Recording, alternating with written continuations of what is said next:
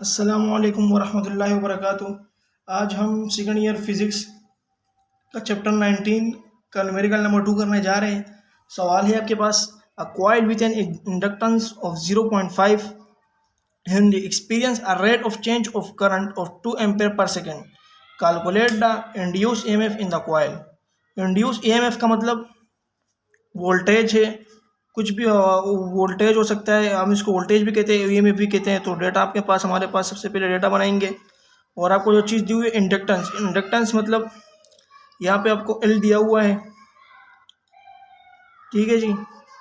तो ये 0.5 हेनरी है और experience a rate of change of current of 2 ampere per second. अब फिर यहाँ पे डेल्टा आई आपको गिवन है 2 एम्पेयर और ये पर सेकंड, यहाँ पे इसको देखें आप, ये पर सेकंड, एक सेकंड, बस यहाँ पर एक सेकंड है।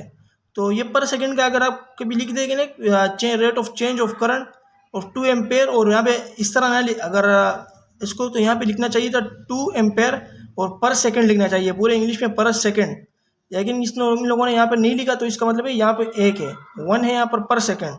तो एक सेकंड में 2 एम्पेयर चेंज हुआ हमारे पास। तो आप इस तरह लिख सकते हैं, एक मैंने आपको ये दिखाया, आप इस तरह लिख सकते हैं और सेकंड को अलग लिख सकते हैं। तो मतलब टाइम, सॉरी, डेल्टा टी है ये, तो ये 1 सेकंड, ठीक है।